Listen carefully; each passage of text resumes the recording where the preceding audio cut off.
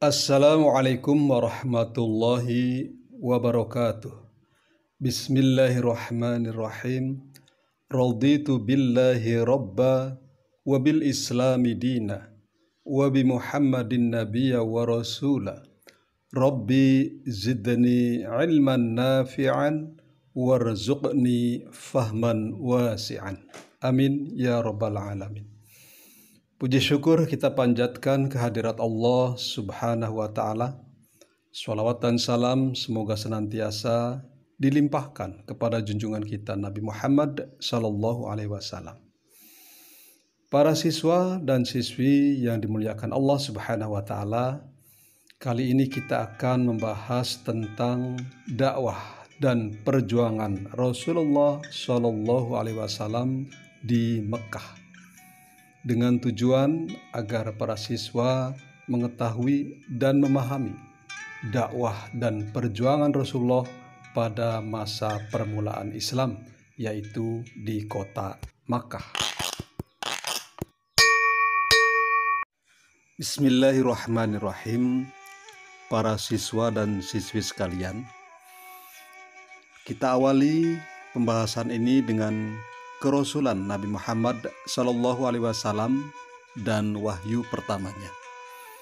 Menurut beberapa riwayat yang sahih, Nabi Muhammad Sallallahu Alaihi Wasallam pertama kali diangkat menjadi Rasul pada malam hari tanggal 17 Ramadan saat usianya 40 tahun.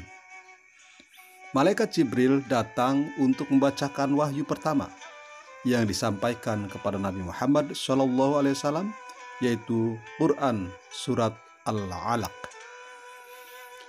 Adapun inti dakwah Rasulullah SAW di Mekah, yang pertama adalah tentang akidah. Rasulullah SAW diutus oleh Allah Subhanahu wa Ta'ala untuk membawa ajaran tauhid. Masyarakat Arab yang saat ia dilahirkan, bahkan jauh sebelum beliau lahir, hidup dalam praktik kemusyrikan.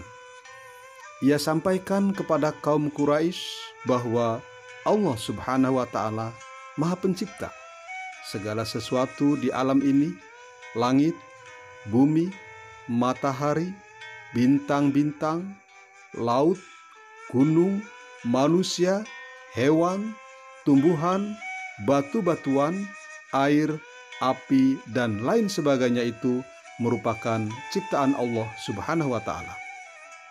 Karena itu Allah Subhanahu wa Ta'ala Maha Kuasa atas segala sesuatu, sedangkan manusia lemah tak berdaya. Kemudian yang kedua adalah tentang akhlak mulia.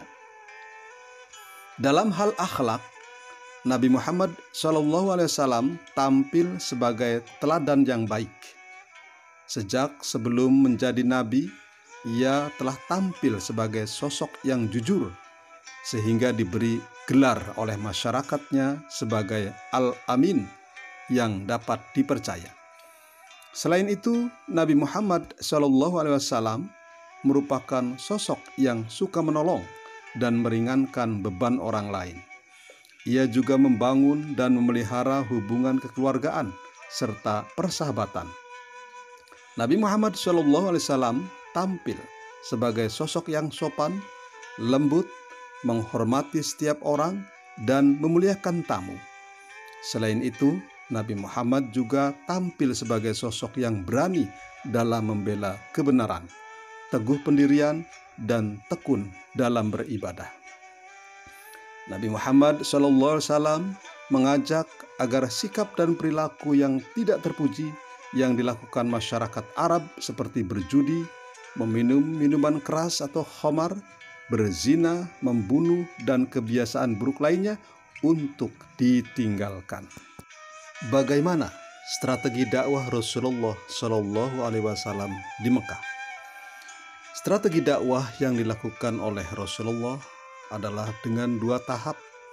Pertama, dengan dakwah secara rahasia, dan yang kedua, dakwah secara terang-terangan. Yang pertama, dakwah secara rahasia atau diam-diam. Dilakukan agar tidak menimbulkan keresahan dan kekacauan di kalangan masyarakat Quraisy. Rasulullah Shallallahu Alaihi Wasallam memulai dakwahnya dengan sembunyi-sembunyi.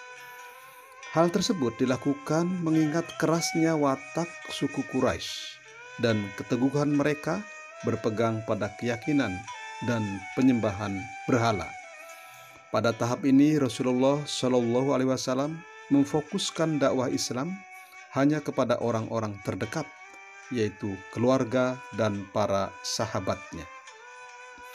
Orang-orang yang pertama yang disebut dengan as-sabiqunal awwalun yang mengakui kerusulan Nabi Muhammad SAW dan menyatakan keislamannya adalah Siti Khadijah, istrinya, Ali bin Abi Thalib, adik sepupu, Zaid bin Harithah, pembantu yang diangkat menjadi anak, dan Abu Bakar Siddiq, sahabatnya. Selanjutnya, secara perlahan tetapi pasti, pengikut Rasulullah semakin bertambah.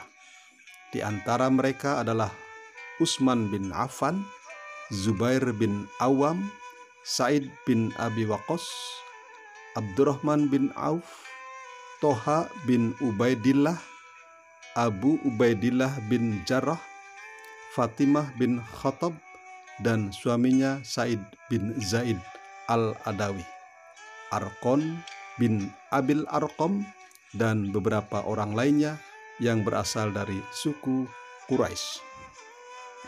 Adapun yang kedua, dakwah secara terang-terangan.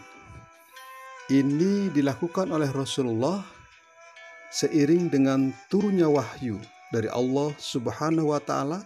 Quran surat Al-Hijr ayat 94 yang artinya, maka sampaikanlah Muhammad secara terang-terangan segala apa yang diperintahkan kepadamu dan berpalinglah dari orang-orang musyrik. Setelah turunnya ayat tersebut, maka dimulailah dakwah secara terang-terangan. Maka bermunculanlah reaksi kaum kafir Quraisy terhadap dakwah Rasulullah tersebut. Kaum kafir Quraisy kemudian berupaya menggalang kekuatan agar Rasulullah Shallallahu Alaihi Wasallam dan upayanya dalam penyebaran ajaran Islam dapat dihentikan. Berbagai upaya mereka lakukan, mulai mengajak berdialog dengan mengiming-iming berbagai bantuan, sampai dengan kekerasan yang dilakukan terhadap Rasulullah dan para sahabatnya. Puncak dari kejengkelan mereka dengan cara memboikot Rasulullah dan para sahabatnya, dari boikot ekonomi hingga politik. Bahkan tidak sedikit terjadi penyiksaan terhadap pengikut-pengikut Rasulullah. Kerasnya penolakan dan perlawanan Quraisy mendorong Nabi Muhammad SAW melancarkan dakwahnya kepada kabilah-kabilah Arab di luar suku Quraisy. Nabi SAW berkesimpulan bahwa tidak mungkin lagi mendapat dukungan dari Quraisy dan kabilah-kabilah Arab lainnya. Oleh karena itu, Nabi Muhammad SAW mengalihkan dakwahnya kepada kabilah-kabilah lain yang ada di sekitar Mekah yang datang berziarah setiap tahun ke Mekah. Pada musim ziarah tahun berikutnya, datanglah 12 orang penduduk Yasrib yang sekarang disebut Madinah menemui Nabi Muhammad SAW di Aqabah.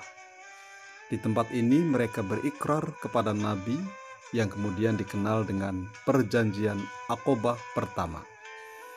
Pada Perjanjian Aqabah pertama ini, orang-orang Yasrib berjanji kepada Nabi untuk tidak menyekutukan Tuhan, tidak mencuri, tidak berzina, tidak membunuh anak-anak, tidak mengumpat, dan memfitnah, baik di depan maupun di belakang. Jangan menolak berbuat kebaikan. Siapa mematuhi semua itu akan mendapatkan pahala surga, dan kalau ada yang melanggar, persoalannya kembali kepada Allah Subhanahu wa Ta'ala. Kemudian pada tahun 622 Masehi, peziarah Yatsrib yang datang ke Mekah berjumlah 75 orang. 2 orang diantaranya perempuan. Maka pada kesempatan malam harinya dilakukan pertemuan dengan Nabi, dan pertemuan itu dikenal sebagai Perjanjian Aqobah kedua. Pada malam itu mereka berikrar kepada Nabi sebagai berikut: "Kami berikrar bahwa kami sudah mendengar dan setia di waktu suka dan duka. Di waktu bahagia dan sengsara, kami hanya akan berkata yang benar di mana saja kami berada. Dan di jalan Allah Subhanahu wa Ta'ala ini, kami tidak gentar terhadap ejekan dan celaan siapapun." Untuk menghindari bahaya penyiksaan, Nabi Muhammad SAW menyarankan para pengikutnya untuk hijrah ke Abisinia atau Habsyi. Para sahabat pergi ke Abisinia dengan 2 kali hijrah. Hijrah pertama sebanyak 15 orang, 11 orang laki-laki dan 4 orang perempuan. Mereka berangkat secara sembunyi-sembunyi, dan sesampainya di sana mereka mendapatkan perlindungan yang baik dari Najasyi, sebutan untuk Raja Abisinia. Ketika mendengar keadaan Mekah telah aman, mereka pun kembali lagi. Namun, mereka kembali mendapatkan siksaan melebihi dari sebelumnya. Karena itu, mereka kembali hijrah untuk kedua kalinya ke Abisinia, yaitu tahun kelima dari kenabian atau tahun 615 Masehi. Kali ini mereka berangkat sebanyak 80 orang laki-laki dipimpin oleh Ja'far bin Abi Thalib. Mereka tinggal di sana hingga sesudah Nabi hijrah ke Yatsrib. Peristiwa hijrah ke Abisinia ini dipandang sebagai hijrah pertama dalam Islam. Dan ketika tekanan, intimidasi, dan siksaan terhadap kaum muslimin makin meningkat dari kafir Quraisy, maka Nabi Muhammad SAW segera memerintahkan sahabat-sahabatnya untuk hijrah ke Yatsrib, yaitu Madinah. Demikian pertemuan kita dalam pembahasan kali ini. Akhirnya mari kita berdoa. Bismillahirrahmanirrahim.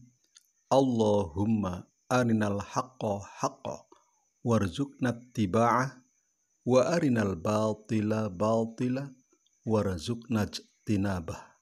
Amin walhamdulillahi rabbil alamin.